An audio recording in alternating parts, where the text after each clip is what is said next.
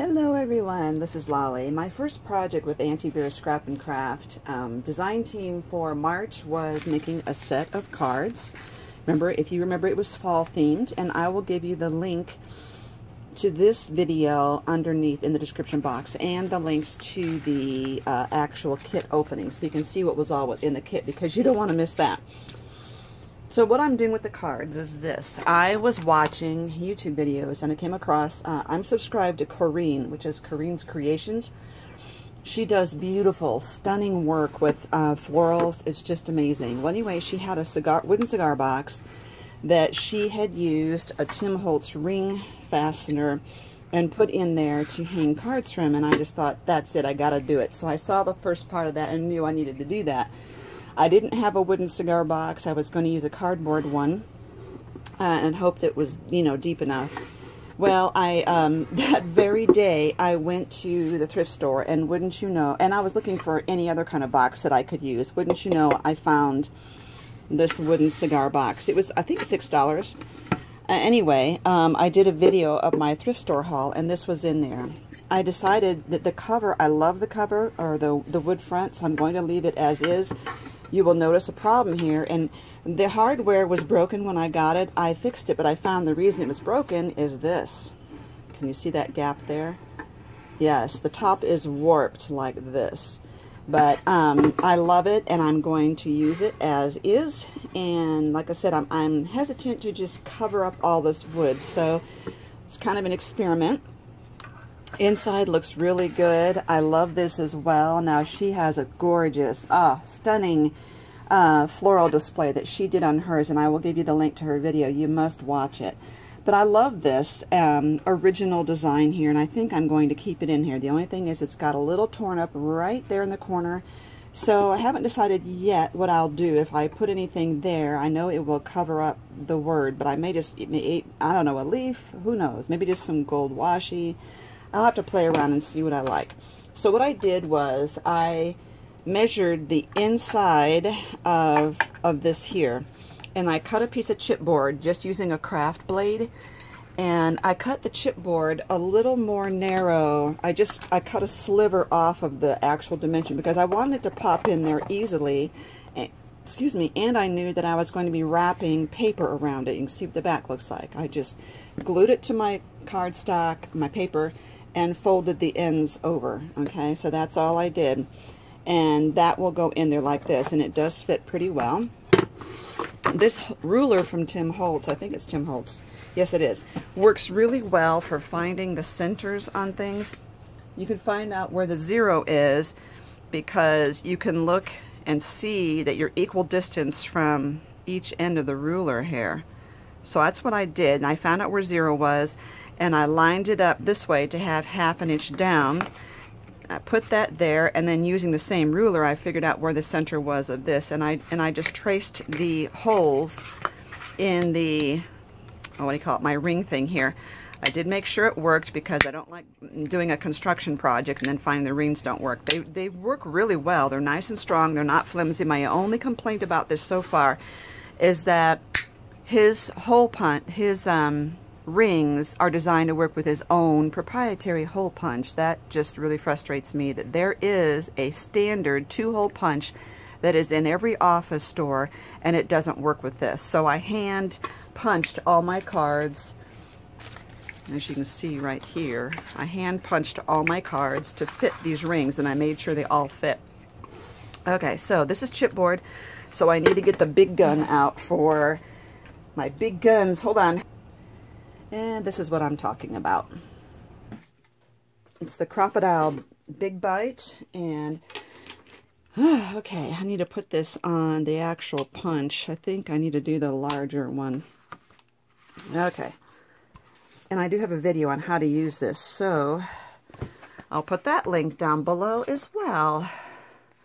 But this does cut well through chipboard, just like butter. It does a really great job. Oops, that lined up. Okay, let me put that aside, make sure that lines up. And then with this comes a set of brads Whoops, which just fell right out of the package. Make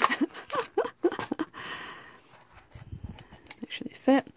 So one thing I think I'm going to do is put a little dab of E6000 on each one, or a Power Tack, my new favorite glue. Let's put it on the bottom here. I know it's not necessary, but I want this to really stand the test of time.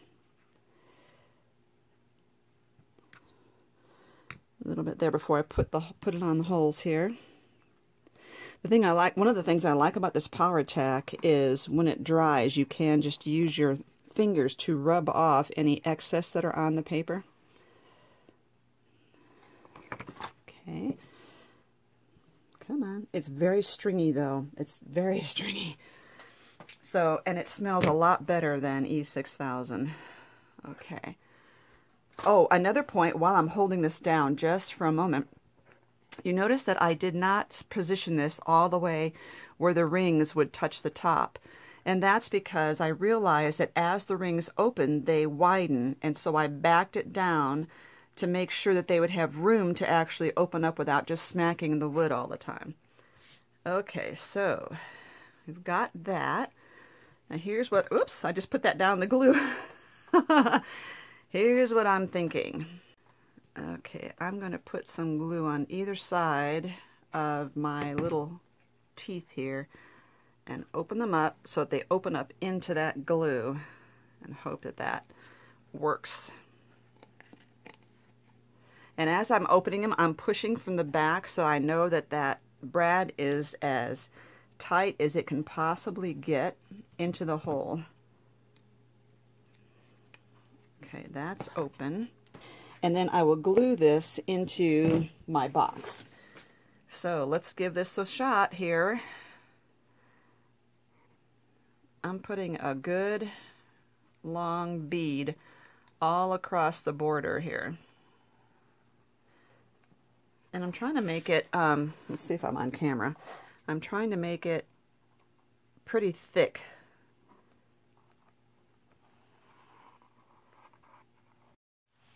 I had a huge section of my video just disappear when I transferred the file. So I think what I'll do is come in after the fact and show you the part that's missing. You will notice that I already have it embellished. I will, after this section, show you how I went about doing that. Okay, so let's open this up, and I want to show you what happened after I glued this in. I opened the rings like that and just added in the cards I made. And again, I will show you the link to the video on how I made, on what all the detail on these cards. I had made these cards at varying lengths so that when I laid them in here, that you would be seeing the bottom ones through the top ones, if that makes sense. Kind of a stair-step look here. This one's off center on purpose because I wanted it to be, and that's what that looks like. Now, I think Corrine was going to have hers on display like this, but I decided I wanted mine as a box. But because of the gap here, I wanted to have the lace here to cover up my gap. You will also notice in the video that I put this fairy door on there, and the fairy door came in the kit, and I love it. But you know what I discovered? I didn't realize this, but the door actually opens. And for you to put in your little wish in there on a little slip of paper. But because this is magnetized, it's also a little bit interfering with the magnets that I already have on here. So I may remove it. I have another idea for what I can use on another project, which I will show you next. But anyway, in the meantime, let's go on and show you how I did this here, which is a magnetic closure. I'm back. I'm going to work on the magnets now, and I want this on in so you can see it. So I'll put a rubber band there, hopefully to keep the lid from falling off. I just laid the magnets on here. So here's what I'm thinking. I'm going to put my ribbon there and the magnets on top. See if the ribbon's wide enough, just wide enough.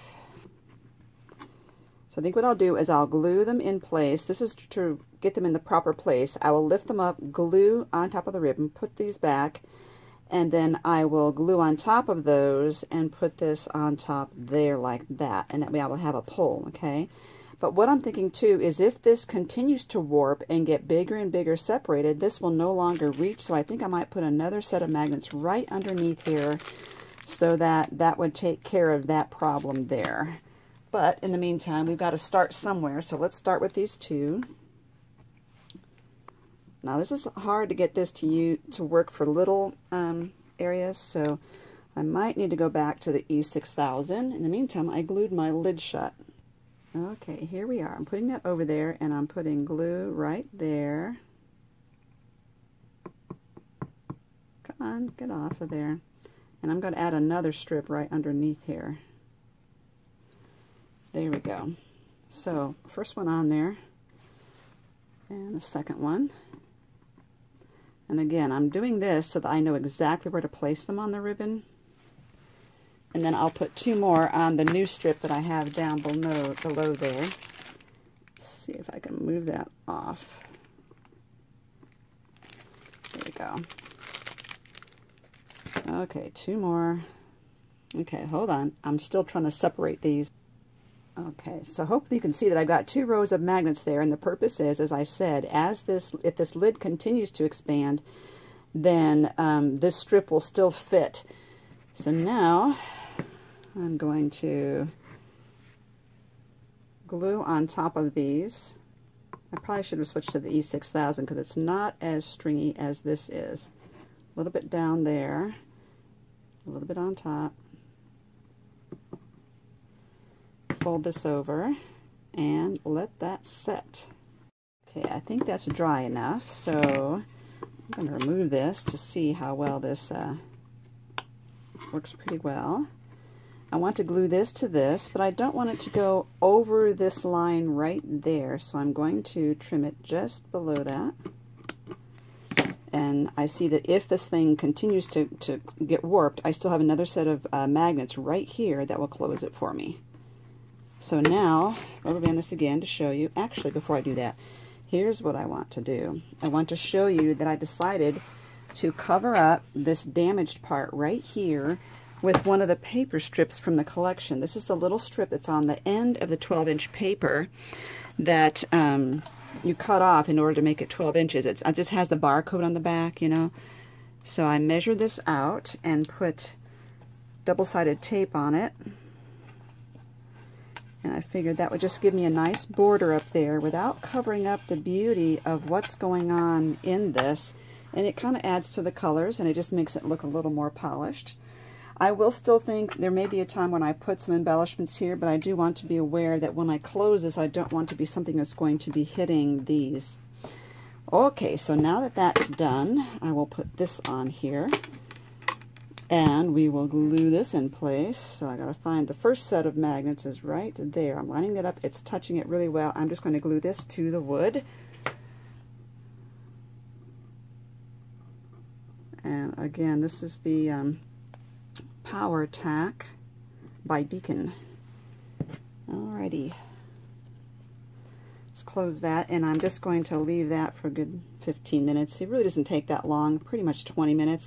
Okay, last piece, I do want to glue some of this on there to cover up the gap I've got going here, at least to hide it a little bit. It's not going to cover it completely. So I'm just going to start taking this and running it along the edge, if I can get my glue open.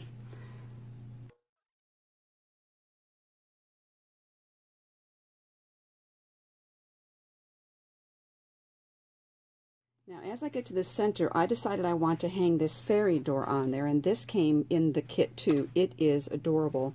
Now, when hanging any kind of charm or any jewelry, always think about the direction that your loop is going. You got a loop going this way, a loop going this way. You don't want to suspend it so it's hanging like this on your project, right? You want it to hang so that it's going to go flat. I'm using some of the jute that came from the kit, and I'm using the I would call it like a moss green. And I'm just trying to figure out a good place to stick this through my lace. Actually, I think I might just loop it through the very top here. Let's see. Thinking. Okay, I have that in my lace, and I'll glue the door on there after I get this all the way glued in place.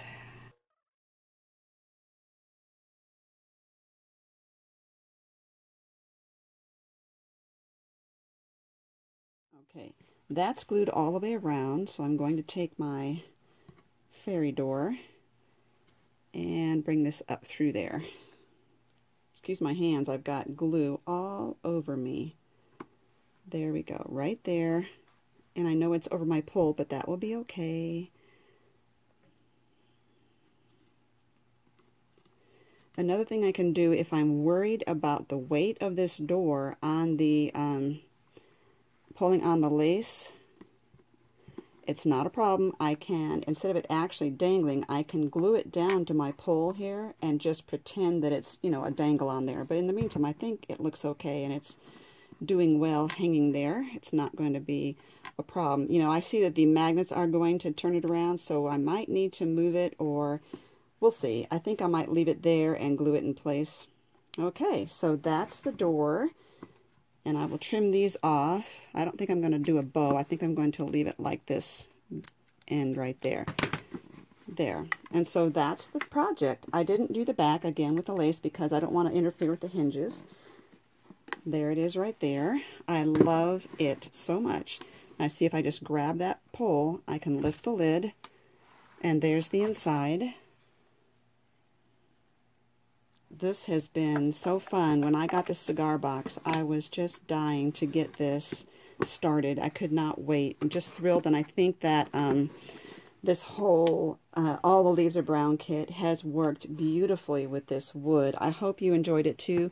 Make sure you look at under the video for the description underneath, and I will give you all the links to everything, the kit, Auntie Vera's blog, and especially to Corrine, who showed me the idea of using a cigar box to hold these cards.